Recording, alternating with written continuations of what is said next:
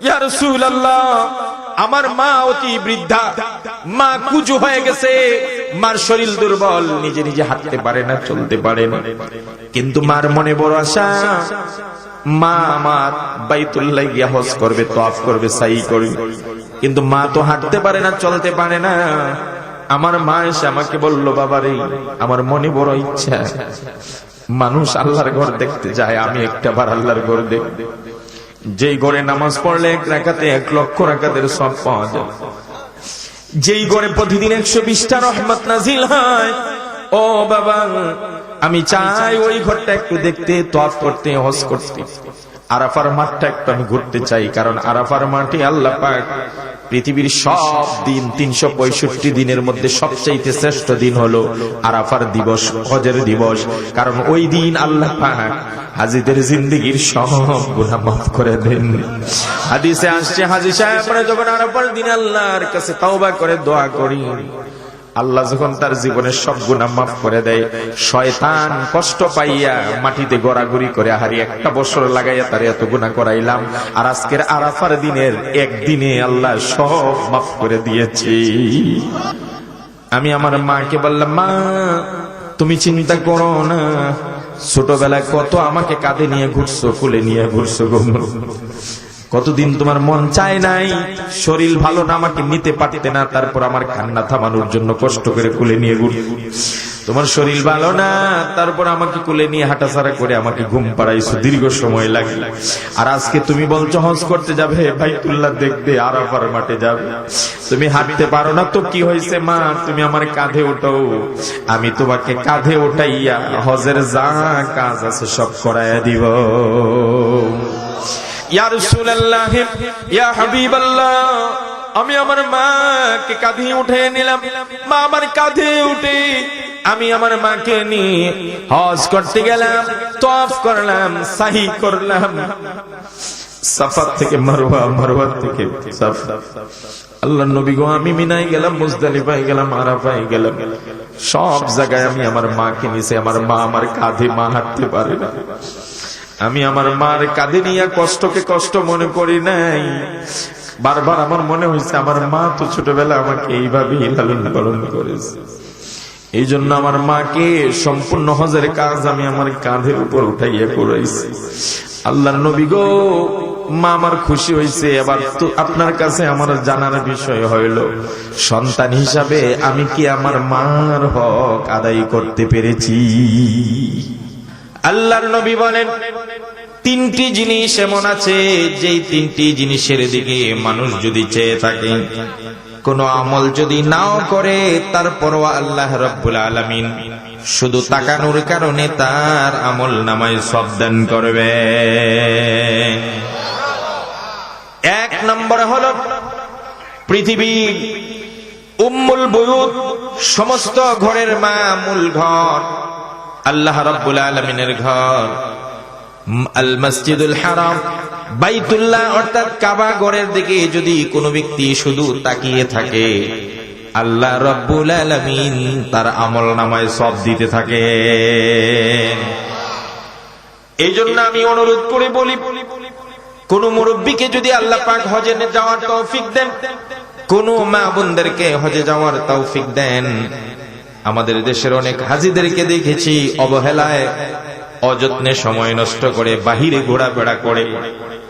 আরে ভাই, আমি তো কাফনের কাপড় গায়ে লাগিয়ে মৃত সেজে আল্লাহর ঘরে গেলাম, আমার তো দুনিয়ার দান্দা নিয়ে আমি যাই নাই, আমি মরা মানুষ সেজে গিয়েছি।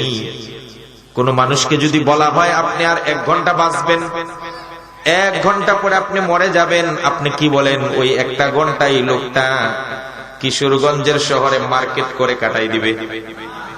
কথা বলে বুঝবো?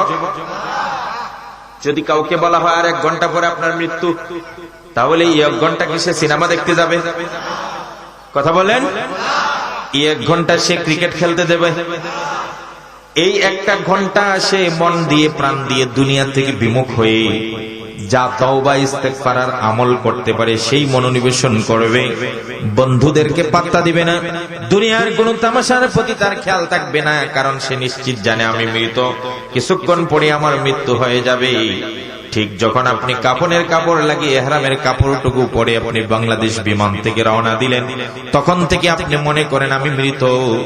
আর যেহেতু চান্স পেয়েছি কিছু সময় হজ করার জন্য, যেটুকু পারি আমল করতে থাকি, অযথা অবহেলা করে সময় নষ্ট করা যাবে না। এজন্য অনুরোধ করে গেলাম, যদি কাউকে আল্লাহ পাক হজে যাওয়ার তৌফিক দেন, মেহেরবানি করে নামাজ কম পড়েন, অসুবিধা নাই। নফল নামাজ কম পড়ছেন, পারতেছেন না, নফল তো আপনি বেশি করতে পারছেন না, ফরজ তো আপটুকু, ফরজ নামাজটুকু, হজের ফরজ আরকান, ওয়াজিব আরকান আর সুন্নত আরকান গুলো আদায় করার পরে আর কিছু পারেন আর না পারেন, অন্তত বাইতুল্লাহর চত্বরে বসে আমার আল্লাহর ঘরের দিকে যদি তাকিয়ে থাকেন, আপনি কন্টিনিউ সওয়াব আর রহমত পেতে থাকবে। এজন্য অন্তত আর কিছু যদি না করেন, বাইতুল্লাহর দিকে তাকিয়ে থাকবো। সব দেবেন কে? প্রতিদিন বাইতুল্লাহর উপরে 120টা রহমত নাজিল করেন কে? তো আপনি যদি বাইতুল্লাহর চত্বরে দাঁড়িয়ে শুধু বাইতুল্লাহর দিকে তাকিয়ে থাকেন, তাহলে রহমতও পাবেন, সবও পাবেন। এজন্য সময় নষ্ট করা যাবে না। তাহলে এক নম্বর জিনিস, ওই যে বাবা বসো বসো, ডিস্টার্ব করবেন, কেউ ডিস্টার্ব করবেন না কথা বলার সময়। আমি কিন্তু একটা কথাও অযথা বলবো না যেটা আপনার সময় নষ্ট করে, আমার সময় নষ্ট করে এখানে খামখেয়ালি করার জন্য বসিনি। এক নম্বর হলো বাইতুল্লাহ বা কাবাঘরের দিকে তাকিয়ে থাকলে সওয়াব দিবেন কে? নবীজি বলেন। 2 নম্বর হলো মহান আল্লাহ রাব্বুল আলামিনের কোরআন, কোরআন শরীফের দিকে যদি কেউ তাকিয়ে থাকে, তারপর তার আমল নামায় আল্লাহ পাক সব দিতে থাকবে। এই জন্য অনেক যুবকরা আপত্তি করে, যুবকরা রমজান মাসে হুজুর অনেকে কোরআন পড়ে, আমি কোরআন পড়তে পারি না বিদায় বুকার মতো বসে থাকি, শবে বরাতে শবে কদরে নামাজে যাই, তো নামাজ পড়ার পরে অনেকে দেখি কোরআন তেলাওয়াত করে, আমি কি করব? শুয়ে থাকি, না হলে বসে থাকি। আমি বলবো, যুবক, তোমার ওই সময় করণীয় হলো আর কিছু পারো আর না পারো, আল্লাহর কালামটাকে একটু বুকে লাগাও, মুখে লাগাও, চুমু খাও, আর কোরআন শরীফটা খুলে একটু হাত লাগাও আর তাকিয়ে থাকো।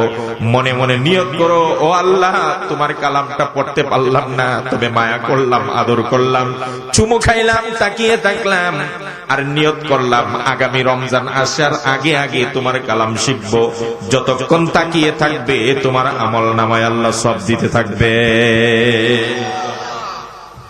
যেন আগামী রমজানে এই আমলটুকু আমি যুবকদেরকে দিয়ে গেলাম। যুবক, তুমি কোরআনটা বুকে নিয়ে, মুখে নিয়ে চুমু খাবে আর হাতাবে আর বলবে, আল্লাহ, আফসোস মুসলিম সন্তান হয়ে আমার ধর্মীয় গ্রন্থটা পড়তে পারি না, আমি কতটা জাহেল মূর্খ। সুতরাং আজকে নিয়ত করলাম আর চুমু খাইলাম, আগামী রমজান আসার আগে আগে ইমাম সাহেবের কাছ থেকে, হুজুরের কাছ থেকে যেভাবেই হোক আমি কালাম শিখবো আর আগামী রমজানে তিলাওয়াত করবো। এই ওয়াদা করা যাবে তো ইনশাআল্লাহ? কারণ একটা হাদিস শোনায় দিই, রাসূলুল্লাহ সাল্লাল্লাহু আলাইহি সাল্লাম বলেন, ইন্নাল্লাযী লাইসা ফি জাওফিহি শাইউম মিনাল কুরআন কাল বাইতিল খারিব। আপনি একটা ঘর বানাইলেন, দরজা জানালা সব লাগানো, ঘরের ভিতরে আলোর ব্যবস্থা নাই, 1 মাস 2 মাস 1 বছর 2 বছর 10 বছর হয়ে গেছে, দরজা খোলা হয় না। আপনারা এই ঘরটাকে বিরান ঘর আমরা বলি, আপনারা কি বলেন? কি ঘর? যে ঘরটা পড়ে আছে 10 বছর, কেউ দরজাও খুলে না, তাকেও না, এই ঘরটাকে কি বলা হয়? বিরান ঘর বলা হয়। বলেন তো, এই ঘরটার আলোর ব্যবস্থা নাই, মানুষ থাকে না, তো এই ঘরটায় আসে আস্তে আস্তে পোকামাকড়ের বাসা বাঁধবে, কথা কোন ঠিক কিনা? মাকড়সায় বাসা বাঁধবে, আস্তে আস্তে দেখবেন পিপিলিকারা বাসা বাঁধবে। এইভাবে বাসা করতে করতে একটা সময় ঘরটা অন্ধকার হবে, আস্তে আস্তে সাপ বিচ্ছুও তার ভিতরে ঢুকবে। ধীরে ধীরে যখন এটা অন্ধকার হয়ে যাবে আর খেতে হয়ে যাবে, ভূত পেরত জিনের আড্ডাখানা হবে, কথা কোন ঠিক কিনা?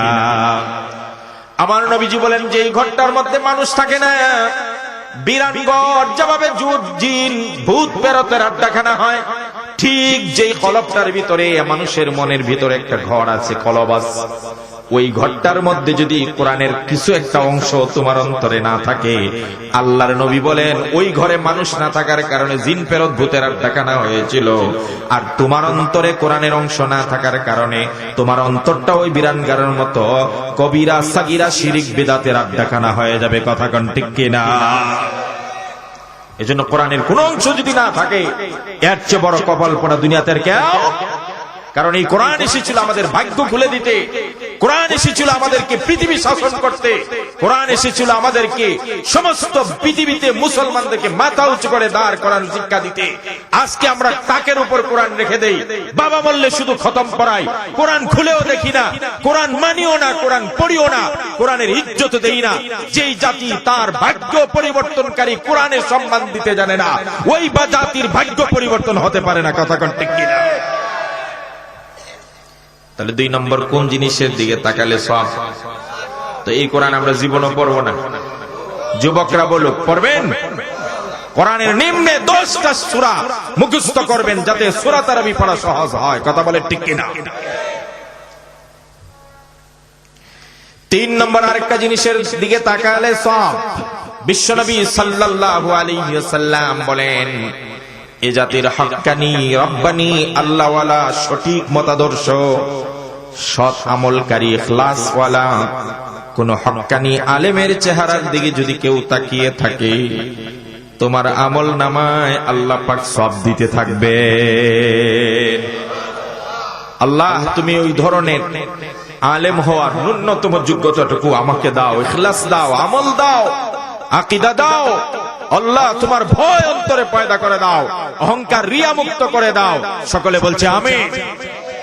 সবচেয়ে বড় খুশির খবর, যেই মাহফিলের সভাপতি হবে একজন আলেম, ওই মাহফিলটা হলো পরিপূর্ণ একটা মাহফিল। কথা কোন ঠিক কিনা?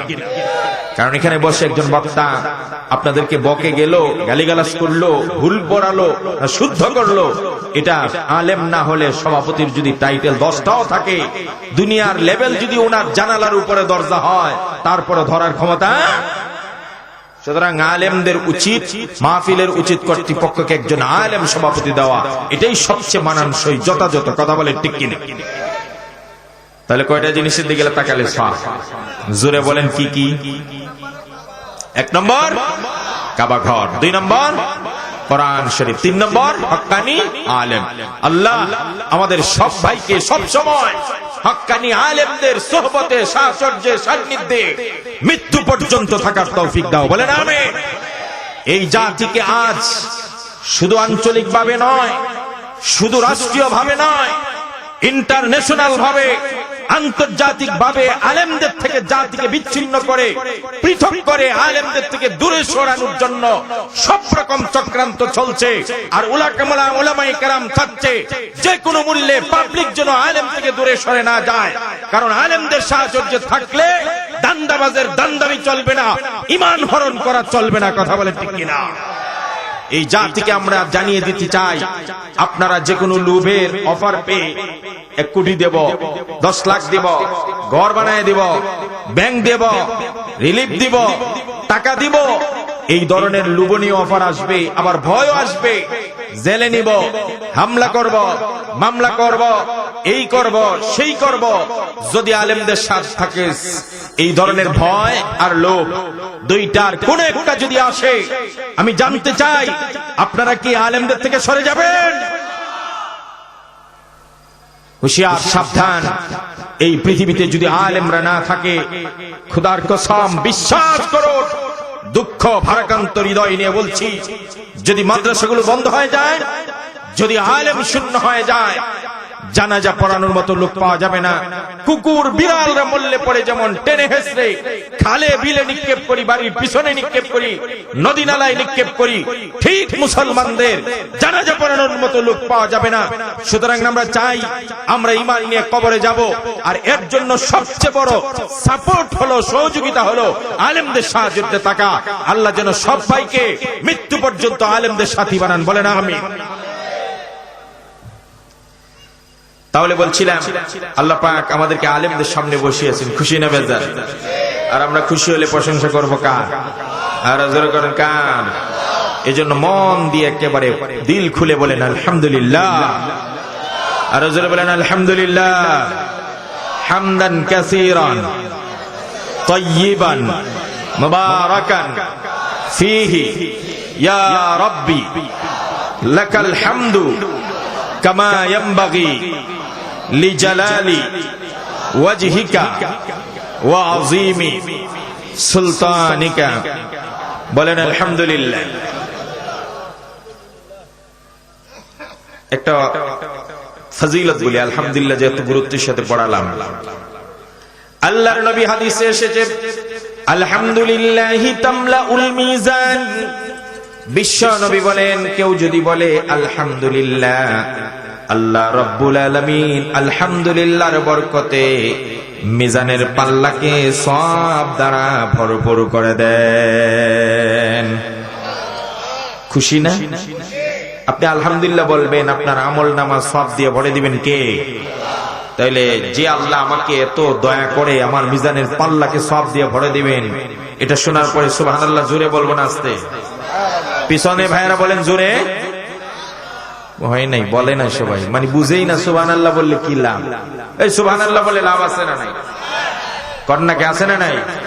বাঙালি তো লাভ না বললে আবার আগাইতে চায়, লাভ না জানলে আগাবে না, জীবনও আগাবে না। যদি কাউকে বলা হয় নদী পার হও এখন শীতের রাতে, সাঁতরিয়ে যাবে কেউ? খেয়ে দিয়ে কাজ নাই, এখন শীতের মাঝে আমি শুধু শুধু নদী পার। আর যদি বলা হয় নদী পার হওয়ার সাথে সাথে 1 লক্ষ করে টাকা দেওয়া হবে, তাহলে যাবে কেউ? কথা কয় না। শুধু কি যুবকরা যাবে না বৃদ্ধ বাবারাও যাবে? আপনিও যাবেন? আরে ঠান্ডায় যদি আবার সমস্যা হয়, হইলে না হইব 2000 টাকার ওষুধ যাইব, বাকি 98,000 তো থাকবো। কথা কয় না কা? তাহলে লাভ দেখলে সবাই আগায়। কথা কন ঠিক কিনা? এই জন্য সুবহানাল্লাহ বলে না। যখন বলবো সুবহানাল্লাহ কি ফাজিলা। আল্লাহর নবী বলেন, কেউ যদি বলে সুবহানাল্লাহ, আল্লাহ রাব্বুল আলামিন দয়া করে তার জন্য জান্নাতে একটা গাছ লাগায় দেন। এখন যারা বলছেন সুবহানাল্লাহ, তাদের জন্য গাছ লাগছে না লাগে নাই? এই কথা বলেন, লাগে না লাগে নাই? আপনারা কি জান্নাতে গাছ লাগাক এটা চান না? আরে কি আপনি জানেন জান্নাতে গাছ লাগানোর জন্য সাহাবায়ে কেরাম কেমন পাগল পাড়া ছিলেন? মদিনায় যখন রাসূলুল্লাহ গেলেন, আবু লুবাবা নামের এক ব্যক্তির একটা বাগান ছিল, পাশেই এতিম ছেলের একটা বাগান ছিল, তার বাবা নাই। তো ছেলেটা তার বাগানটাকে সেপারেট করার জন্য মাঝখানে একটা বেড়া দিবে বা ওয়াল দিবে। খুব মনোযোগ দিয়ে শুনেন। কিন্তু ওয়ালটা দিতে পারছে না, ওই পাশের যে বাগান আবু লুবাবার একটা গাছ ঠিক সীমানা ঘেঁষে পড়ে আছে। এখন এটা সে সরায়ও না আর সে ওয়ালটাও দিতে পারে। শেষ পর্যন্ত এতিম ছেলেটা বলল, চাচা দয়া করে আপনি গাছটা হয় আমাকে দিয়ে দেন, আর না হইলে আপনি এটা কেটে ফেলেন। কোন আমি কাটবো না, কথা হইলে আমাকে দিয়ে দেন, আমি মূল্য দিয়ে দিই। কোন তাও দিব না। এখন এতিম ছেলেটা তার বাউন্ডারিটাও দিতে পারে না। এবার চলে গেলেন বিশ্বনবী সাল্লাল্লাহু আলাইহি সাল্লামের কাছে, ইয়া রাসূলুল্লাহ, আমি এতিম মানুষ, ছোট ছেলে, আমি চাই আমার বাগানটা সেপারেট হোক নিরাপত্তার জন্য, কিন্তু ওই গাছটার জন্য আমার পার্শ্ববর্তী চাচা বাগানের গাছটার জন্য ওয়াল দিতে পারছি না। আমি বলছি ওনাকে গাছটা দিয়ে দিলে আমি টাকা দিব, মূল্য দিব, তাও দেন। আমার নবীজি সাল্লাল্লাহু আলাইহি সাল্লাম আবু লুবাবাকে বললেন, তুমি ওই গাছটা দিয়ে দাও। আবু লুবাবা বললেন, না আমি দেব না। রাসূলুল্লাহ বললেন, ও আবু লুবাবা, তুমি যদি ওই এতিম ছেলেটাকে ওই খেজুরের গাছটা দিয়ে দাও, আমি আল্লাহর কাছ থেকে চেয়ে তোমার জন্য একটা জান্নাতে গাছ দিয়ে দিব। এই কথা শোনার সাথে সাথে একজন সাহাবী ছিলেন আবু দাহদা। হযরতে আবু দাহদা মদিনার সবচেয়ে বড় দানবীর ছিলেন। ওই আবু দাহদার অনেকগুলো বাগানের মধ্যে একটা বাগান ছিল, যে বাগানটার মধ্যে 600 খেজুর গাছ ছিল। সুবহানাল্লাহ। ওই মেয়েরা কয় শত খেজুর গাছ? বুঝেননি? 600 খেজুর গাছ থাকা মানে বর্তমান সময়ের আপনার 600 বাস থাকা। কথা কোন ঠিক কিনা? কারণ এখনকার সময় একটা বাস যে পরিমাণ রুজি করে, তখনকার সময় একটা খেজুর গাছ ওই পরিমাণ রুজি হতো। আবু দাহদার একটা বাগান ছিল, বাগানটার মধ্যে কয়টা গাছ ছিল? 600 খেজুর গাছ। আর ওই বাগানটা মদিনার মধ্যে সবচাইতে প্রসিদ্ধ ছিল মিষ্টি খেজুর। আবার আবু দাহদা যেহেতু এটা ভালো বাগান, এই জন্য ভিতরে একটা বাড়ি করছে, বিল্ডিং করে সুন্দর করে। নিজে আর স্ত্রী থাকে ওই বাগানের ভিতরে, কারণ বাগানের ভিতরে একটা কূপ আছে, কুয়া আছে, ওই কুয়ার পানিটাও ছিল মিষ্টি। সুবহানাল্লাহ। তার মানে আপনার একটা কিশোরগঞ্জ একেবারে সদরে একটা 10 তলা বিল্ডিং, বিল্ডিং এর পাশে একটা বাগান আছে, বাগানে কিছু খালি জায়গা আছে, একটা ঝর্ণা আছে, এমন একটা বাড়ি। চিন্তা করছেন? 10 তলা বিল্ডিং এর মাত্র 2-4টা রুমে আপনি থাকেন, আর বাকি সব ভাড়া। লক্ষ লক্ষ টাকা প্রতি মাসে ইনকাম করছেন, আবার পরিবেশও সুন্দর। এমন একটা বাগান আবু দাহদার। যেই মাত্র রাসূলুল্লাহ বলেন, তুমি যদি ওই গাছটা আমাকে দিয়ে দাও তাহলে জান্নাতে তোমার জন্য একটা খেজুর গাছ আমি দিয়ে দেব। আবু দাহদা রাদিয়াল্লাহু তাআলা সাথে সাথে লাফ দিয়ে বিশ্বনবীর দরবারে গিয়ে বলেন, হুজুর আমি আসছি, আমাকে একটু সময় দেন। এবার আবু দাহদা ওই আবুল বাবা গাছের মালিকের কাছে গেলেন, গিয়ে বলেন, ভাই তোমার যে গাছটা রাসূলুল্লাহ তোমাকে দিতে বলেছিল ওই গাছটা তুমি আমার কাছে বিক্রি করে দাও, বিনিময়ে তোমাকে আমি সবচাইতে উত্তম আমার যে বাগানটা আছে 600 গাছ আছে, যে বাগানটায় মিষ্টি পানি আছে, মিষ্টি খেজুরের বাগান, প্রসিদ্ধ বাগান, ওই বাগানটা তোমাকে আমি দিয়ে দেব। আবুলু বাবার বিশ্বাস হয় না, কয় কি তোমার মাথাটা ঠিক আছে? একটা গাছের জন্য 600 গাছ বিশিষ্ট বাগান, প্রসিদ্ধ বাগান দিয়ে দিবে, এটা হয়? কয় এটাই সত্য, তুমি দাও। সত্যি বলছো? বলে হ্যাঁ। এবার আবুল বাবা বলো, ঠিক আছে আমার এই গাছটা দিয়ে দিলাম তোমাকে, আর তোমার ওই 600 খেজুর গাছ বিশিষ্ট বাগানটা আমাকে দিয়ে দাও। আবুল দাহদা সাথে সাথে ওই বাগানে গিয়ে নিজের কিছু প্রয়োজনীয় জিনিস ঘর থেকে শুধু বের করছে, বাগান দিছে, বাগানের ভিতরের বাড়ি দিছে, সব দিয়ে আসছে। স্ত্রীকে বলছে, ওগো স্ত্রী তাড়াতাড়ি বেরিয়ে যাও, কারণ এই বাগানের মালিক এখন আর আমরা না, ঘর বাড়ি শুদ্ধ ওই মালিক। আবুল বাবাকে আমি দিয়ে দিয়েছি। বলে কি বিনিময়ে কি পাইছো? বিনিময়ে কিছু পাই নাই, তার কাছ থেকে শুধু একটা গাছ আনছি। এবার স্ত্রী ডাক দিয়া বলে, স্বামী গো এটা কেমন কথা? দুনিয়ার একটা গাছের বিপরীতে আপনি 600 গাছ বিশিষ্ট বাগান দিয়ে দিলেন। আবু দাহদা দেখ দেয়া বলেন, স্ত্রী গো কাহিনী এখনই শেষ নয়, আরো সামনে আছে, তুমি চলো। রাসূলুল্লাহর দরবারে গেলেন, গিয়া বললেন, ইয়া রাসূলুল্লাহ যেই গাছটা আবুল বাবার কাছে আপনি চাইছিলেন আর বলছিলেন ওই গাছটা যদি দাও জান্নাতে তোমাকে আমি একটা গাছের মালিক বানায় দিব। রাসূল গো ওই গাছটার মালিক এখন আমি, আর আপনার হাতে আমি গাছটা উঠিয়ে দিলাম, আমাকে জান্নাতি গাছ দিয়ে দাও। রাসূলুল্লাহ সাল্লাল্লাহু আলাইহি সাল্লাম খুশি হয়ে বলেন, ও আবু দাহদা একটা গাছকে পাওয়ার জন্য বিনিময়ে মদিনার সবচেয়ে বড় বাগানটা, সবচেয়ে মিষ্ট খেজুরের বাগান আর পানির বাগানটা আল্লাহ রাস্তায় দিয়ে দিলে জান্নাতে একটা গাছের আশায় আমি নবী বলে দিলাম যাও। তাকে বলেছিল একটা গাছ দাও, জান্নাতে একটা গাছের মালিক বানাবো। আর ওই রাসূল বলছেন যে ব্যক্তি একবার সুবহানাল্লাহ বলবে তার জন্য জান্নাতে একটা গাছ লাগাই দিবেন। কে কে লাগাইবেন? কি করলে? জোরে কয় না কি করলে? আরে জোরে কোন কি করলে? তাহলে কে কে গাছ লাগাইতে রাজি আছেন? হাত উঠান, লিল্লাহি তাকবীর। হাত নামান। এবার গাছ লাগাই কিছুক্ষণ ওয়াজ পড়ে বলেন সুবহানাল্লাহ। গাছ লাগাইছেন কে? কয়টা হইছে? আচ্ছা নতুন করে গনি। একটা হইছে, আবার আরেকটা লাগান। দুইটা হইছে, আবার লাগান, আবার লাগান, বলতে থাকেন সুবহানাল্লাহ সুবহানাল্লাহ সুবহানাল্লাহ সুবহানাল্লাহ সুবহানাল্লাহ। 1 মিনিটে কয়টা গাছ লাগানো হয়েছে? কথা বলেন না। গাছগুলা কত বড়? আমার নবীজি বলেন, উম্মতেরা তোমাদের কোন আইডিয়া আছে? সুবহানাল্লাহর বিনিময়ে আল্লাহ রাব্বুল আলামিন জান্নাতে যেই গাছটা লাগিয়ে দিবেন, এই গাছটা দুনিয়ার কোন বট গাছের সমান নয়। এই গাছটা এত বড় এত বড় এত বড়, আরব দেশের যে ঘোড়া চলে দ্রুত গতি সম্পন্ন একটা ঘোড়া, আরবের সবচাইতে তেজস্বী ঘোড়াটা আছে, ওই ঘোড়াটা যদি জান্নাতি গাছের ছায়ায় দৌড়াইতে থাকে, রাত নাই দিন নাই সকাল নাই দুপুর নাই মাদান নাই, বিরামহীন না খেয়ে ঘুম না ঘুমিয়ে রাত দিন যদি ওই ঘোড়াটা দৌড়তে থাকে দৌড়তে থাকে, আল্লাহর নবী বলেন দুনিয়ার মুসলমান উম্মতেরা একবার সুবহানাল্লাহর বরকতে জান্নাতে যে গাছ আল্লাহ লাগাবেন, ওই গাছের ছায়া পাড়ি দিতে আরবের তেজস্বী ঘোড়ার 1 দিন 2 দিন 1 মাস 2 মাস নয়, 1 বছর 2 বছর নয়, 100 বছর 200 বছর নয়। আল্লাহর নবী বলেন ওই ঘোড়াটা তোমার ওই গাছের ছায়া পাড়ি দিতে 500 বছর সময় লেগে যাবে। আমলের নিয়তে বসছেন? তাহলে আবার বলেন সুবহানাল্লাহ। গাছ লাগাইছেন কে? খুশি না বেজার? এখন আপনার দাদা যারা আছেন, দাদার বয়সী দাদিকে গিয়ে বলবেন শুনছো হুজুরের কথায় আমি জান্নাতে গাছ লাগাই আইছি। কোন কি আপনি দুনিয়ার জান্নাতে গাছ লাগাইছেন মানেটা কি? চাচা আপনি চাচিরে বলবেন যে আমি কিন্তু কামাই করে আইছি, আজকে আর কিছু করি আর না করি। কথা কয় না কয়? সারা রাত কি সবজি লেখার ইচ্ছা শুনলাম, নিতে পারলাম না বাড়িতে, এমন ওয়াজ শোনার কোনো মানে হয়? নিয়ে যাবেন কি? একবার সুবহানাল্লাহ বললে জান্নাতে গাছ লাগাই দিবেন কে? চাচিকে গিয়া বলবেন শুনো আমি জান্নাতে গাছ লাগাইছি। ভাইয়া যারা আছে ভাবিকে গিয়া বলবেন শুনো আমি জান্নাতে গাছ লাগিয়ে আসি। তো সবাই বলবেন কিভাবে লাগিয়েছো? বলে হুজুরের মুখ থেকে শুনেছি আমাদের নবী বলেছেন যেই ব্যক্তি একবার সুবহানাল্লাহ বলবে আল্লাহ পাক তার জন্য বিশাল বড় একটা গাছ জান্নাতে লাগাইয়া দিবেন।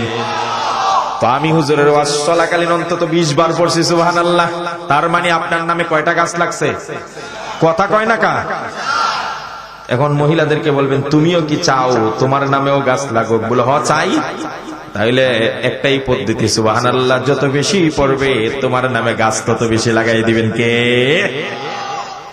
আর আপনি আমার নামে যদি জান্নাতে গাছ লাগে, বাগান রেডি হয়, তাহলে আল্লাহ কি আপনাকে আমাকে জান্নাত দিবেন না?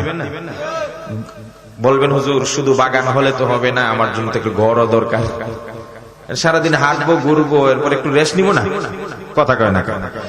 খালি বাগানে ঘুরে নাকি রেস্টের দরকার আছে? তাহলে হুজুরের বাগান যখন আপনি ব্যবস্থা করে দিলেন, গাছ লাগানো হইলো, তাইলে এক কাজ করেন একটা ঘরের ব্যবস্থা করে দেন। সুবহানাল্লাহ। আমি বলে এত সহজ? আপনি যদি এখন কোন যে হুজুর আমাকে ঢাকা একটা বাড়ির মালিক বানায় দেন, এটা কি আমি পারবো? আপনি যদি বলেন আমার জমিন যা আছে সব বিক্রি করবো, আমি বলুন তাও সম্ভব?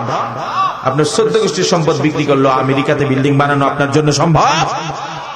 দুনিয়া কামাই করা কঠিন, কিন্তু আখেরাত কামাই করা, কথা কয় না কা? দেখেন এখানে বসে আমরা আখেরাতে গাছ লাগাই দিচ্ছি, এখন বিল্ডিংও লাগাবো। সুবহানাল্লাহ বলেন না? সূরা ইখলাস চিনেন তো? কোন সূরা? কথা কয় না? সূরা ইখলাসটা কোনটা? এটা কুল হুয়াল্লাহু আহাদ। আল্লাহর নবী বলেন সূরাতুল ইখলাস হিয়া সুলুসুল কোরআন। রাসূলুল্লাহ বলেন সূরা ইখলাস মানে কুল হুয়াল্লাহ হলো কোরআনের 3 ভাগের 1 ভাগ। সুবহানাল্লাহ বলেন 1/3। তার মানে একবার যদি কেউ সূরা ইখলাস পাঠ করে আল্লাহ রাব্বুল আলামিন তার আমল নামায় 10 পারা কোরআন তেলাওয়াতের সওয়াব দিয়া দিবেন। আপনারা কি 1 মিনিটে 10 পারা পড়তে পারবেন? কথা কয় না? পারবেন? হুজুর 10 দিনেই পারবো কিনা এটাই সন্দেহ আছে। কথা কয় না কা? কিন্তু 1 মিনিটে 10 পারা পড়ার পদ্ধতি আছে না নাই? তাহলে একবার সূরা ইখলাস পড়েন, বলেন কুল হুয়াল্লাহু আহাদ আল্লাহুস সামাদ লাম ইয়ালিদ ওয়া লাম ইউলাদ ওয়া লাম ইয়াকুল লাহু কুফুয়ান আহাদ। বলেন আল্লাহু আকবার। আমার মা বোনদেরকেও একবার পড়তে বলবেন, কারণ একবার সূরা ইখলাস পড়লে 10 পারার সওয়াব দান করবেন কে? যদি আপনি 2 বার পাঠ করেন তাহলে কয় পারার সওয়াব হবে? জোরে বলেন কয় পারা? তাহলে 20 পারার সওয়াব পাইতে চান? তাহলে আবার পড়েন কুল হুয়াল্লাহু আহাদ আল্লাহুস সামাদ লাম ইয়ালিদ ওয়া লাম ইউলাদ ওয়া লাম ইয়াকুল লাহু কুফুয়ান আহাদ। বলেন আল্লাহু আকবার। তাহলে 2 বার পড়লেন, 20 পারার সওয়াব দান করলেন কে? এবার 3 বার পড়লে গোটা 1 খতম কোরআনের সওয়াব দিবেন কে? তাহলে গোটা কোরআন খতমের সওয়াব পাইতে চান? তাহলে মা বোনদেরকে বলবো আপনারাও পড়েন কুল হুয়াল্লাহু আহাদ আল্লাহুস সামাদ লাম ইয়ালিদ ওয়া লাম ইউলাদ ওয়া লাম ইয়াকুল লাহু কুফুয়ান আহাদ। আল্লাহু আকবার। তাহলে 3 বার পড়ছি, 1 খতম কোরআনের সওয়াব দিলেন কে? জোরে কয় না কে? দেখছেন কত সহজ আখিরাত কামাই করে। আলহামদুলিল্লাহ বলতে রাজি না? মনে আছে নি বলছিলাম যে জান্নাতে গাছ লাগছে, হুজুর বিল্ডিং এর ব্যবস্থা করেন, থাকবো কোথায়? কথা কয় না? এখনই বিল্ডিং এ বানাইতে চান না একটু পরে দিলেও চলবে? হ্যাঁ, এখনই বিল্ডিং বানাইতে চান না একটু পরে দিলেও চলবে? আর নইলে আগামী বছর দেই? কথা কয় না? এখনই যাক বিল্ডিংটা রাখলাম, ওয়াজের শেষে বিল্ডিং দিয়ে যাবে। এখনো যদি দিই আর যদি দৌড় দেন বলে যাই আমার বিল্ডিং এ, তাইলে তো আর কাজ হবে, আমার ওয়াজ শুনবো কিনা। এই জন্য ওয়াজের শেষে দিব, বলেন ইনশা। যদি মনে না থাকে মনে করাই দিবেন, আল্লাহ কবুল করুক, বলেন আমিন। প্রিয় ভাইরা, আলোচ্য যে বিষয়টা আমার, বর্তমান পৃথিবীতে, শুধু আমাদের বাংলাদেশে নয়, গোটা পৃথিবীতে এমন ভাবে একটার পর একটা মুসিবত, কঠিন রোগ, ভাইরাস, প্লেগ, এরপরে দুর্ভিক্ষ, একটার পর একটা আছে না নাই? কথা কয় না, আছে না নাই?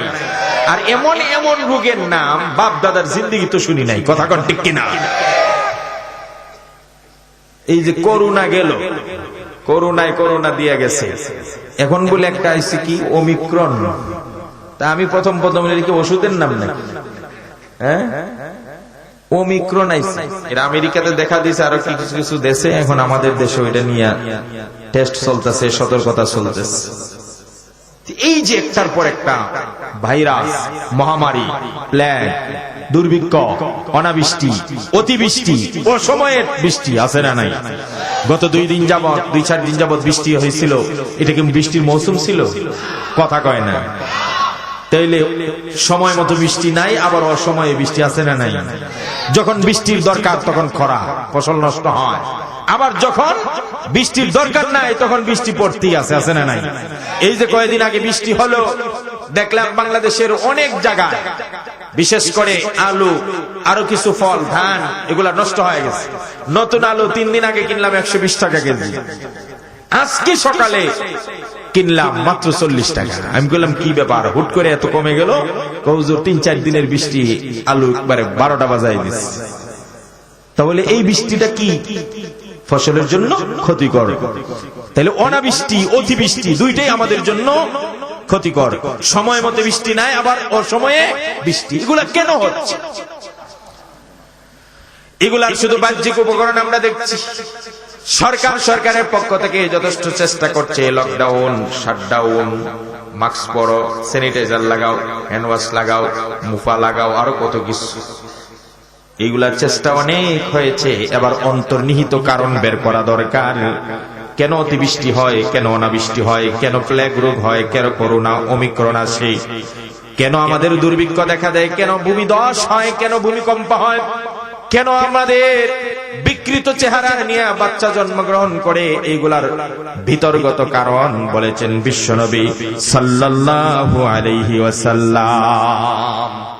করোনা কেন আসছে, কেন প্লেগ হচ্ছে, মহামারী হচ্ছে, কেন সিডর হচ্ছে, আয়লা হচ্ছে, প্রতি বছর বন্যায় উত্তরবঙ্গ সব ভাসিয়ে নিয়ে যাচ্ছে, কেন নদী ভাঙ্গনে হাজার হাজার মানুষ প্রতি বছর গৃহহীন হচ্ছে, অতি শীতের কারণে মানুষ কেন মারা যাচ্ছে, না খেয়ে মানুষ মরছে, বেশি গরমেও মানুষ মরছে, বন্যায় মানুষ মরছে, খরায় মানুষ মরছে, লঞ্চডুবিতে মানুষ মরছে, এমন ভাবে একটার পর এক মুসিবত কেন আসছে? এগুলা আমাদেরকে আজকে আত্মসমালোচনা করে কারণগুলো বের করে নির্ণয় করে এগুলা থেকে তওবা না করা পর্যন্ত বিশ্বাস করুন, আজকে করোনা, কালকে ওমিক্রন, পরশুদিন আরে নতুন নামে একটা আসবে, যেই নাম আপনিও শুনেন নাই, বাপ দাদার 14 গোষ্ঠী কেউ শুনে নাই। কথা ঠিক কিনা? যতদিন আসল কারণ সিলেক্ট করে এগুলাকে শুধরানো না যাবে, ততদিন পর্যন্ত করোনা, ওমিক্রন, সিডর, আইলা এগুলা দূর হবে। কিয়ামতের 15টা আলামত বিশ্বনবী সাল্লাল্লাহু আলাইহি ওয়াসাল্লাম বর্ণনা করেছেন। আগে ওই আলামতগুলো বর্তমান সমাজের সাথে আমরা মিলিয়ে দেখি আমাদের সমাজে এই আলামতগুলো আছে কিনা। এরপরে আমি বলবো 5টা কাজ যখন নিন্দনীয় কাজ সমাজে চলবে, আল্লাহর পক্ষ থেকে 5টা গজব একটার পর একটা নাজিল হবে, নাউজুবিল্লাহ। কয়টা কাজ? 5টা কাজ। 5টা কাজের কথা পরে বলবো, আগে 15টা আলামতের কথা বলে দেই।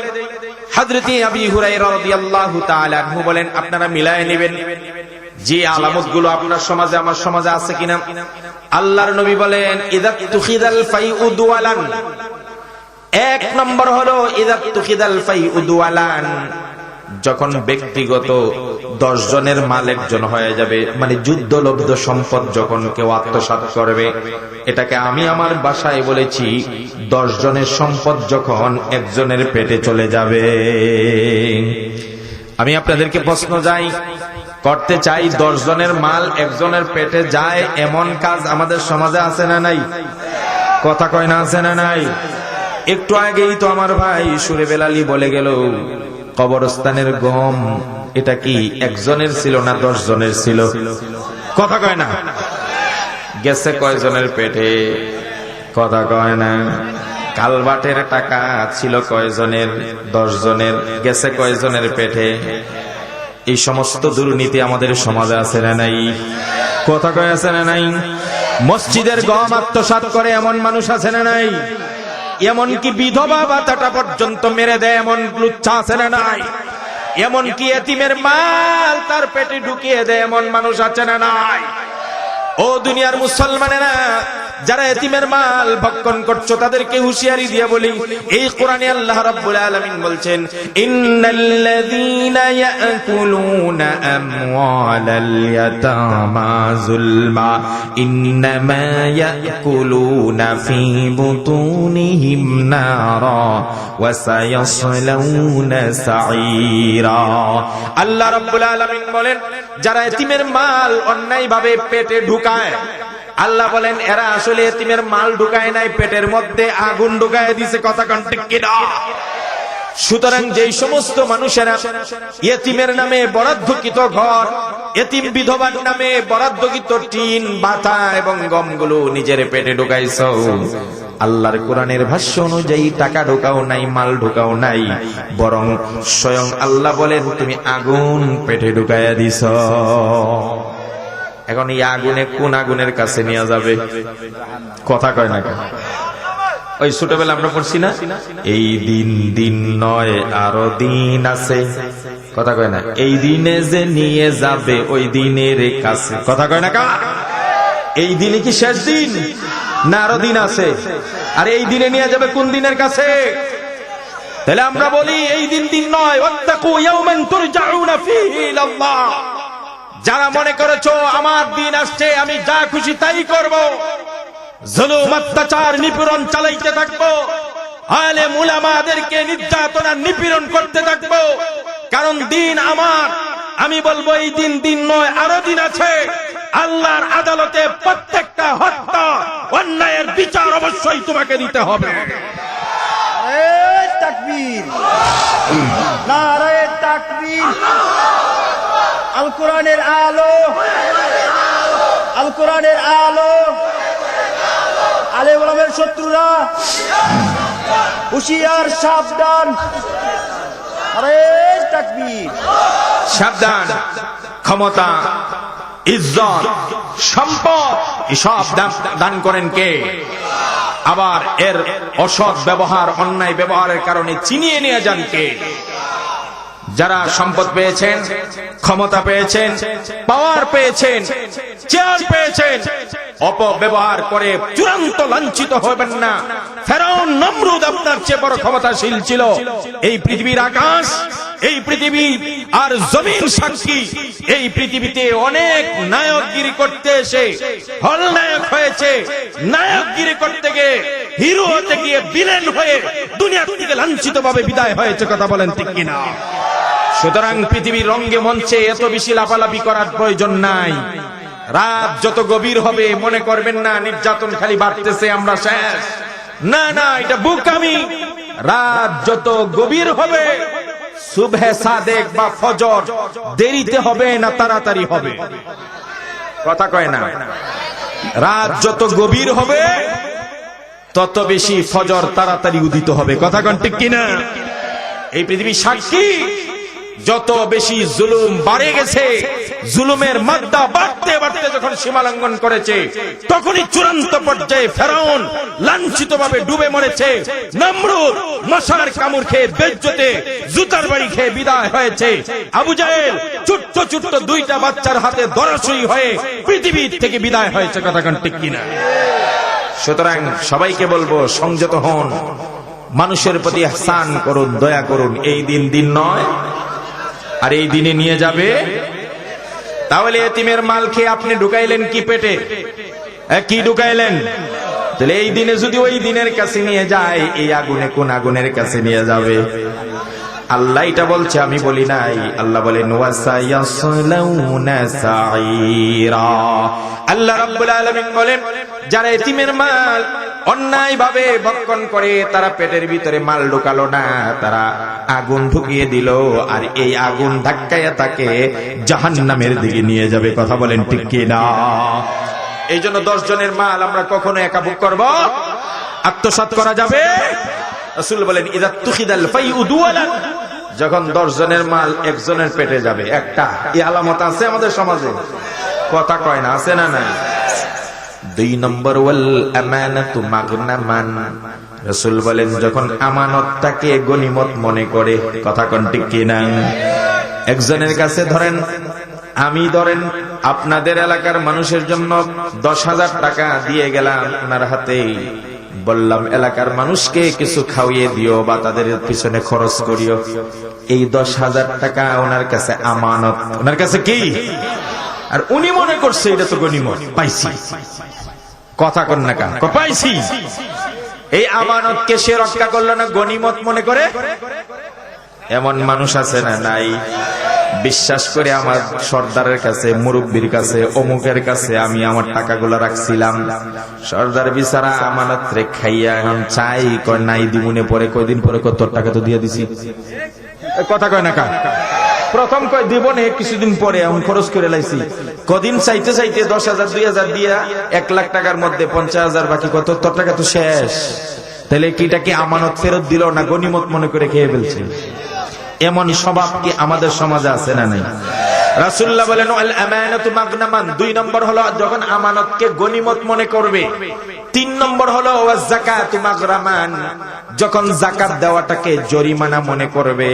আমাদের সমাজের মানুষের যতজনের উপরে যাকাত ফরজ, এই কথা আমি বলতে পারি বুকে হাত দিয়া, ম্যাক্সিমাম 92.9, আরে 99.9, অর্থাৎ 1.1% হয়তো হিসাব করে যাকাত দেয়। বাকি 99 মানুষ যাকাত তো দেয় না, বরং যাকাতকে নিজেদের উপর জরিমানা মনে করে যে যাকাত দিলে আমার মাল কমে যাবে। আল্লাহ রাসূল বলেন কিয়ামতের একটা আলামত হলো যাকাত তো দিবেই না, যাকাতকে মানুষ গনিমত নয় জরিমানা মনে করবে। কথা কোন ঠিক কি না? আপনারা কি মনে করেন আপনাদের এলাকায় সব ধনীরা হিসাব করে যথাযথ যাকাত দেয়? কথা কয় না দেয়? আমার বিশ্বাস যদি এলাকার সব ধনীরা হিসাব করে যাকাত দিত, এই এলাকায় আর গরিব লোক পাওয়া যেত? কথা কয় না পাওয়া যেত? হযরত উমর বিন আব্দুল আজিজের জামানায় এক লোক সকাল বেলা একটা ব্যাগের মধ্যে অনেকগুলো যাকাতের টাকা নিয়ে বের হইছে। কোনো মানুষ পায় না যাকাতের টাকা কাকে দিবে। সকালবেলা বের হইছে, ঘুরতে ঘুরতে দুপুর হয়ে গেছে। হঠাৎ করে গিয়ে দেখে গাছের নিচে একটা লোক শুয়ে আছে। এই লোকটা শুয়ে আছে, একটা পুরানো বস্তা তার মাথার নিচে। মাথার নিচে ওই বস্তাটা দিয়ে সে শুয়ে আছে, ঘুমাইতেছে। এবার ওই ব্যাগ নিয়ে যেই লোকটা টাকা নিয়ে যাকাতের টাকা নিয়ে ঘুরতেছে, ওই লোকটা চিন্তা করলো সারাটা দুপুর পর্যন্ত সময় কাটাইলাম, যাকাতের টাকা নেওয়ার মতো একটা লোকও পাইলাম না। শেষ পর্যন্ত এই টুকাইটারে পাইছি। এই টুকাইটা দেখা যায় বস্তা মাথায় দিয়া শুয়ে রয়েছে, মনে কাগজ টাগজ টুকাইতে টুকাইতে ক্লান্ত হয়ে ঘুমাই রয়েছে। খুব খেয়াল করে শুনবেন। এবার সে বসে রয়েছে, দেখি ওই লোকটা উঠলে পরে তার কাছে আমি যাকাতের টাকাটা দিয়ে আমি কোন রকম বাঁচবো, কারণ যাকাতের টাকা নিয়ে মুসিবত কারে দিব, নিজে তো খাইতে পারি। বসে রয়েছে বসে রয়েছে। ইত্যবসের কিছুক্ষণ পরে ওই যেই লোকটা ঘুমিয়েছিল গাছতলা, ওই লোকটার ঘুম ছাড়ছে। ওই লোকটা ঘুম ছাড়ার পরে মনে মনে খুশি হয়েছে। ওই লোকটা যাকে একজনে পাইছে, হে ওরে পায়ে খুশি আর ও ওরে পায়া খুশি। এখন ওই ঘুম থেকে ওঠা লোকটা বলে, আগে জিজ্ঞেস করি সে কি জন্য বসে রয়েছে। বলে ভাই আপনি কি হয়েছে, এখানে বসে আছেন কেন? বলবেন না, আমার উপর কিছু যাকাত ফরজ হয়েছিল, যাকাতের টাকাগুলো কাকে দিব, সকাল থেকে মানুষ খুঁজতেছি, একটা গরিবও পাই না। শেষ পর্যন্ত আপনাকে দেখলাম এখানে গাছতলায় ঘুমায় আসতেছেন বস্তা মাথায় নিয়ে। এই জন্য ভাবলাম আপনি ঘুম থেকে উঠলে আপনার জাকাতের টাকাগুলা দিয়ে আমি বাড়ি যাই, আমি নাজাত পাই। এবার বস্তা মাথায় যে লোকটা ঘুমিয়েছিল ওই লোকটা বলছে, মাথা খারাপ তোমার মিয়া, তোমার ব্যাগে কয় টাকা আছে? কয় দেখেন না অনেক টাকা। কই যে বস্তাটা দেখছো, এটা কাগজের বস্তা না, এটা টুকায়ের বস্তা না, আমি বস্তা ভর্তি টাকা নিয়ে ঘুরতেছি সকাল থেকে, কাউকে পাই না, তুমি আইসো আমার জাকাতের টাকা দিবা। আল্লাহু আকবার। যদি সবাই জাকাত দিত তাহলে বাংলাদেশ দরিদ্র সীমার নিচে বাস করতো না। কথা কোন ঠিক কিনা? না খেয়ে কোনো মানুষ মারা যেত না। হিসাব কষে কষে যদি জাকাতটা উত্তোলন করা হয়, সুষম বন্টনের মাধ্যমে বাংলাদেশের গরিব মানুষগুলোকে যদি জাকাত দেওয়া হয়, খোদার কসম বিশ্বাস করুন আগামী 10 বছরের ভিতরে বাংলাদেশ সিঙ্গাপুর থেকে আর উন্নত হয়ে যাবে। কথা কোন ঠিক কিনা? কিন্তু ওই যে যারা দিবে এরাও দেয় না, আর যারা দেয় যাদের কাছে দেয় আত্মসাৎ করে মাইরা দেয়। কথা কোন ঠিক কিনা? তাহলে 3 নম্বরটা কি গেল? এক একটা বিষয়ে যদি কথা বলি, একটা বিষয় তাহলে 1 ঘন্টা করে সময় লাগবে, শুধু টেনে টেনে যাচ্ছে। আমার নবীজি বলেন 3 নম্বর আলামত হলো জাকাতকে জরিমানা মনে করবে।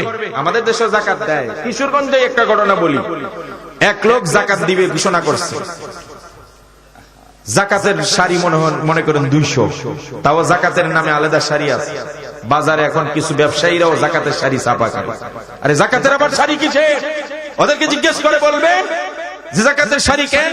বলে জাকাত যারা দেয় তারাই তো আমাদেরকে বলে বেটা 200 টাকার ভিতরে শাড়ি বানা, 150 টাকার ভিতরে শাড়ি বানা, তাহলে তোর কাছ থেকে নিমু। বাধ্য হয়ে আমরা জাকাতের শাড়ি নাম দিচ্ছি।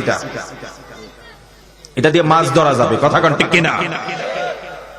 এবার জাকাতের ওই শাড়ি আছে, কত বড় ফালতু! তোমাকে কে বলছে জাকাতের শাড়ি দেওয়ার জন্য? যার যেটা প্রয়োজন সেটা তুমি দিবে। কথা কোন ঠিক কিনা? ওই জাকাতের শাড়ি 200, কিশোরগঞ্জের ঘটনা, নাম বলবো না, আপনারা চিনবেন। 200 শাড়ি আনছে, অ্যালাউন্স করা হয়েছে অমুক দিন অমুক দানবীর জাকাতের শাড়ি বিতরণ করবে। লোক জমা হয়েছে অন্তত 10,000। শাড়ি দিব কয়টা? ধাক্কা ধাক্কি শুরু হয়ে একটা লোক মারা গেছে জাকাতের শাড়ি নিতে। এই ঘটনা কিশোরগঞ্জ। আমি প্রশ্ন করি, তোমাকে কে বলছে জাকাতের শাড়ি বিতরণ করার জন্য? তোমার এই লোক দেখানো জাকাত দেওয়ার চেয়ে মানুষ হত্যা করার তোমার অধিকার নাই। তুমি প্রয়োজনে জাকাত দিও না। কথা কোন ঠিক কিনা? আলা ধাক্কা ধাক্কি করে মানুষের পায়ে পিষ্ট করে মানুষ হত্যা করা তোমার কোনো অথরিটি নাই। কথা কোন ঠিক কিনা? জাকাত কোনটা দিবে? জাকাত দিবে একটা বিধবার ঘর নাই, তুমি এই বছর তার ঘরটা উড়ায় দাও। একটা বিধবা, সে বাজারে কাজ করতে পারে না, জমিনে গিয়েও কাজ করতে পারে না, তাকে তুমি 10 টাকা 20 টাকা দিবা, 100 টাকা দিবা, এক বেলা খেয়ে পরের বেলা তার কিছুই নাই। তুমি 10 জনকে না দিয়ে একজন মহিলাকে একটা সেলাই মেশিন কিনে দাও। কথা কোন ঠিক কিনা? যেই লোকটার কিছুই নাই তাকে একটা হালের গরু কিনে দাও, একটা বকরি কিনে দাও, একটা রিক্সা বানিয়ে দাও, না হলে একটা 4 স্টল দিয়ে দাও। এইভাবে যদি আমি প্রতি বছর একটা করে লোককে কর্মঠ করে তুলি, বলেন তো আমার গোষ্ঠীর মধ্যে যদি 10টা লোক গরিব থাকে আর আমি যদি 10 বছর জাকাত দেই, 10 বছর পরে কি আমার গোষ্ঠীর মধ্যে কোনো গরিব পাওয়া যাবে? কথা বলেন, পাওয়া যাবে? এক এক বছরের টাকা দিয়ে যদি এক একজনকে একটা রিক্সা, কেউকে একটা ভ্যান, কাউকে একটা 4 স্টল, কাউকে একটা সেলাই মেশিন, কাউকে একটা গরু দেই, তাহলে 10 বছর পরে আমার গোষ্ঠীতে কোনো গরিব পাওয়া যাবে? কিন্তু বাটপাড়ি আর সিটারি এমন তালে পৌঁছেছে, আমরা জনগণকে চুষে চুষে খাচ্ছি আর হাওয়াই লাড্ডু দেখিয়ে জনগণকে খালি নাচাইতেছি। কথা কোন ঠিক কিনা? হাওয়াই মিষ্টি চিনেন না? ওই যে ঘোড়ায় মেশিনে, আরে ঘুরাইতে ঘুরাইতে দেখা যায় মাকড়সার জালের মতো এই বড় হয়ে গেছে। এখন সে এটারে হাতে নিয়ে দিয়েছে, নেওয়ার পরে দেখা যায় মা শেষ। কিরে এত বড় দেখলাম, এখন কি? আমগো জনগণকে মুলা ঝুলাইয়া যেদিকে নাকে খত দিয়া গোড়ায়, যেদিকে গোড়ায় জনগণ ওইদিকেই ঘুরে। 1 কাপ করে একটা লাল চা খায় আর 1 প্যাকেট করে আকিস বিড়ি খায়, খাইয়া 5 বছরের জন্য বাটপাড়ার হাতে সব দায়িত্ব দিয়া দেয়। আসল কথা কি জানেন? আলেমরা দাঁড়াইলে পরে মেম্বারও পাস করবে না। আমার ওয়াজ তো এখন সবাই বসে শুনছে। আমি যদি আপনার ইউনিয়নে আইসা মেম্বারের দ্বার হই, ভোট দিবেন না, আমি পাস করতে পারবো না। কারণ কি জানেন? যেই সমাজের অধিকাংশ লোক থাকে বেনমাজি, ওই সমাজের মানুষ কি নামাজি চেয়ারম্যান বানাবে? কথা কয় না কা? যেই সমাজের অধিকাংশ মানুষ তাকে চোর, ওই সমাজে চোর হবে চেয়ারম্যান। কথা কন ঠিক কিনা? যেই সমাজের অধিকাংশ মানুষ হয় লুচ্চা, ওই সমাজের মেম্বার চেয়ারম্যান হবে লুচ্চা। কিন্তু যেই সমাজের অধিকাংশ মানুষ হবে নামাজি, আল্লাহওয়ালা, ইমানদার, সৎ এবং একনিষ্ঠ, ওই সমাজে কোনো লুচ্চা, বদমাশ এমপি মন্ত্রী হতে পারে না। কথা কোন ঠিক কিনা? আল্লাহর নবী বলেন, 1 নম্বরে 10 জনের মাল যাবে কয়জনের পেটে? 2 নম্বরে আমানতের মালকে মনে করা হবে গনিমতের মাল। 3 নম্বরে যাকাতকে মনে করা হবে জরিমানা। কথা কোন ঠিক কিনা? কয়টা হইছে? 4 নম্বরে রাসূল বলেন, ওয়াতুইল্লিমাদ-দীনু লিগাইরিদ-দীন। মানুষ দিন শিক্ষা করবে আল্লাহকে পাওয়ার জন্য নয়, দিন শিক্ষা করবে, কোরআন হাদিস শিক্ষা করবে রাসূলের আদর্শ বাস্তবায়নের জন্য নয়। ধরে নেন, আমরার কথাই বলছি, এটা আমাদের কথা। আলেম উলামারা, আমার মতো আলেম উলামারা কিছু আছেন যারা দিনকে বিক্রি করছে দুনিয়া পাওয়ার জন্য, আছে না নাই? দুনিয়া পাওয়ার জন্য তার ইমানকে বিক্রি করে দিচ্ছে। আল্লাহ বলেন, যখন ইমান বিক্রি হবে, দিন শিক্ষা করা হবে দুনিয়া কামাই করার জন্য। এটাও একটা কিয়ামতের আলামত। কয়টা হইছে? টেনে যাই, কথা বলে সময় কম। 5 নম্বর রাসূল বলেন, ওয়াতার রাজুল ইমরাতাহু আকা উম্মাহ। মানুষ যখন বউর কথা বেশি শুনবে, মার কথা বেশি অমান্য করবে। আপনাদের সমাজে এমন মানুষ আছে না? আস্তে কনকে আছে না নেই? ওয়াদনা সাদিকাহু আকসাবাহু, বন্ধুকে কাছে টানবে আর বাপকে দূরে সরায় দিবে, আছে না নাই? আজকাল সন্তানেরা মা বাবাকে বৃদ্ধাশ্রমে, ওল্ড হোমে রেখে আসে। কথা কয় না কা? এটার জন্য শুধু সন্তান দায়ী নয়, আমরা মা বাবাও কম দায়ী নয়। মা বাবার উচিত ছিল সন্তানকে দিন শিক্ষা করা, দিন শিক্ষা দেওয়া, সন্তানকে আল্লাহ রাসূল শিক্ষা দেওয়া, আদর্শ সন্তান বানানো। মা বাবা শুধু চিন্তা করেছে আমার ছেলে বড় ডাক্তার হোক, ইঞ্জিনিয়ার হোক, দেশ বিদেশ থেকে সার্টিফিকেট এনে মা বাবা তার সমস্ত সম্পদ বিক্রি করে সন্তানকে ডাক্তার বানাইছে। এবার ডাক্তার আরেক ডাক্তার নিরে বিয়ে করছে। 2 ডাক্তার মিলে কয় আমরা আমেরিকাতেই ডাক্তারগিরি করো। 2 জনে মিলে আমেরিকাতে থাকে আর ডাক্তারগিরি করে। আর যেই মা বাবা নিজেদের মাথার গাম পায়ে ফেলে জমিনগুলো বিক্রি করে তোমাদেরকে ডাক্তার বানাইছে, এবার ওই 2 জনে চিন্তা করে, তাহলে আমাদের বৃদ্ধ মা বাবা কোথায় থাকবে? বাড়িতে তো একা থাকতে পারে না। তাহলে এক কাজ করো, ঢাকা শহরে সুন্দর বৃদ্ধাশ্রম আছে, ওখানে দিয়ে দাও, খরচ আমরা পাঠাই, মনে ওইখানেই থাকো। এখন বুড়া আর বুড়ি ঢাকার বৃদ্ধাশ্রমে থাকে, অনেক সময় ট্যাবলেট কেনার জন্য বাবা টাকাটা পর্যন্ত পায় না। এর জন্য মা বাবাও দায়ী কম। ও সন্তান, তুমি কি জানো তোমার মার হক কি পরিমাণ? আল্লাহ রাসূল সাল্লাল্লাহু আলাইহি সাল্লামের কাছে আমি আমার যুবকদেরকে অনুরোধ করে বলি, আজকে পায়ে হাত দিয়া বলি, আমার নবীজি সাল্লাল্লাহু আলাইহি ওয়াসাল্লাম এর কাছে একজন সাহাবী এসে বললেন, ইয়া রাসূলুল্লাহ, আমার মা অতি বৃদ্ধা, মা কুজু হয়ে গেছে, মার শরীর দুর্বল, নিজে নিজে হাঁটতে পারে না, চলতে পারে না। কিন্তু মার মনে বড় আশা, মা আমার বাইতুল্লাহ গিয়া হজ করবে, তওয়াফ করবে, সাই করবে। কিন্তু মা তো হাঁটতে পারে না, চলতে পারে না। আমার মা এসে আমাকে বলল, বাবারে, আমার মনে বড় ইচ্ছা, মানুষ আল্লাহর ঘর দেখতে যায়, আমি একটাবার আল্লাহর ঘর দেখব, যেই ঘরে নামাজ পড়লে 1 রাকাতে 1 লক্ষ রাকাতের সওয়াব পাওয়া যায়, যেই ঘরে প্রতিদিন 120টা রহমত নাজিল হয়। ও বাবা, আমি চাই ওই ঘরটা একটু দেখতে, তওয়াফ করতে, হজ করতে। আরাফার মাঠটা একটু আমি ঘুরতে চাই, কারণ আরাফার মাঠে আল্লাহ পাক পৃথিবীর সব দিন 365 দিনের মধ্যে সবচাইতে শ্রেষ্ঠ দিন হলো আরাফার দিবস, হজের দিবস। কারণ ওই দিন আল্লাহ পাক হাজীদের জিন্দেগীর সব গুনাহ মাফ করে দেন। হাদিসে আসছে, হাজী সাহেবরা যখন আরাফার দিন আল্লাহর কাছে তওবা করে দোয়া করি, আল্লাহ যখন তার জীবনের সব গুনাহ মাফ করে দেয়, শয়তান কষ্ট পাইয়া মাটিতে গড়াগড়ি করে, হারি 1টা বছর লাগাইয়া তার এত গুনাহ করাইলাম, আর আজকের আরাফার দিনের একদিনে আল্লাহ সব মাফ করে দিয়েছে। এই জন্য বাবাজির আর মাজির আর ভাইরারে বলি, যদি সামর্থ্য থাকে একটাবার হজ করেন। রাসূলুল্লাহ বলেছেন, মান হাজ্জালিল্লাহি ফালাম ইয়ামনা, মান হাজ্জালিল্লাহি ফালাম ইয়ারফুস ওয়া লাম ইয়াফসুক রাজা'a কায়াউমি ওয়ালাদাতহু উম্মু। আল্লাহর নবী বলেন, কেউ যদি একমাত্র আল্লাহকে খুশি করার জন্য হজে যায়, ওইখানে গিয়ে গুনার কাজ করে না, মারামারি ঝগড়াও করে না, ফাসাদ করে না, সুন্দর করে আল্লাহর হুকুম মতে হজটা করে যদি বাড়ি ফিরে, আমার নবী বলেন একজন মার পেট থেকে একটা বাচ্চা ভূমিষ্ঠ হলে যেভাবে নিষ্পাপ হয়, ওই হাজী সাহেবকে আল্লাহ এমনই নিষ্পাপ বানায় দেয়। এজন্য আমার বাবাজিদের হজের নিয়ত আছে না নাই? কে কে বাইতুল্লাহ দেখতেছেন একটু হাত উঠান তো। লিল্লাহে তাকবীর। আল্লাহ সবাইকে হাজী বানায় দাও, বলেন আমিন। আমাদেরকে মক্কার কাবানা দেখাইয়া মরণ দিও না, বলেন আমিন। তো সাহাবীর মা বললেন, সাহাবী এসে বললেন, আমার মা কাকুতি বিনতি করে বলতেছে, রাসূল গো, আমার মার আশা হজ করবে কিন্তু তার সামর্থ্য নাই। আমি আমার মাকে বললাম, মা তুমি চিন্তা করো না, ছোটবেলায় কত আমাকে কাঁধে নিয়ে ঘুরছো, কোলে নিয়ে ঘুরছো গো, কতদিন তোমার মন চায় নাই, শরীর ভালো না, আমাকে নিতে পারতে না, তারপর আমার কান্না থামানোর জন্য কষ্ট করে কোলে নিয়ে ঘুরছো। তোমার শরীর ভালো না, তারপর আমাকে কোলে নিয়ে হাঁটাছাড়া করে আমাকে ঘুম পাড়াইছো, দীর্ঘ সময় লাগে। আর আজকে তুমি বলছো হজ করতে যাবে, বাইতুল্লাহ দেখবে, আরাফার মাঠে যাবে, তুমি হাঁটতে পারো না তো কি হয়েছে মা, তুমি আমার কাঁধে ওঠো, আমি তোমাকে কাঁধে ওঠাইয়া হজের যা কাজ আছে সব করাইয়া দিব।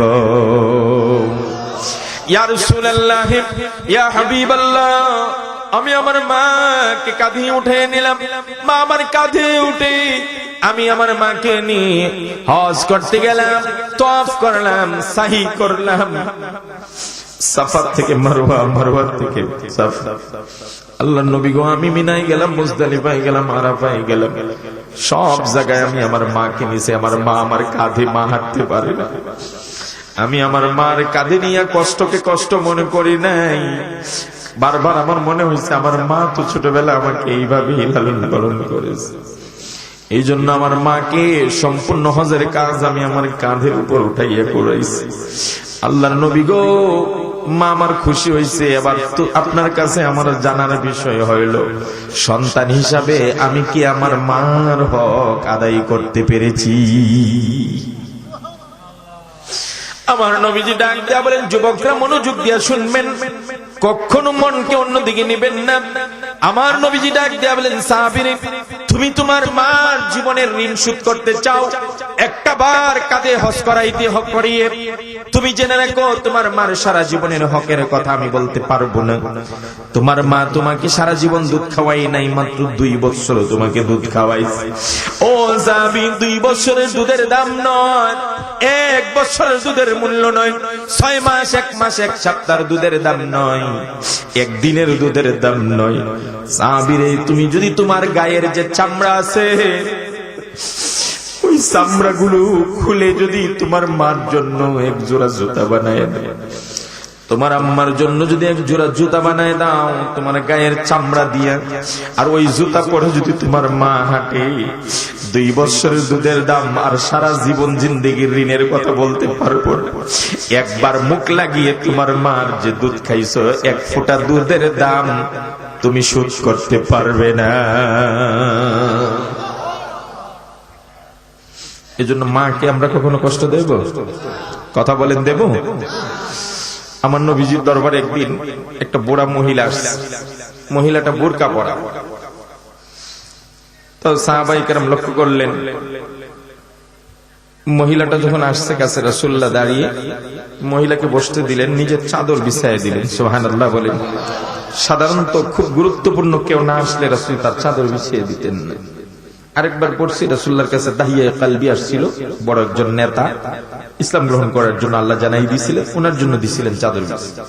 তো সাহাবায়ে কেরাম সচরাচর দেখেন যে রাসূলুল্লাহ চাদর খুব কমই বিছায় দেন, গুরুত্বপূর্ণ কেউ না আসলে তার চাদর বিছিয়ে দেন।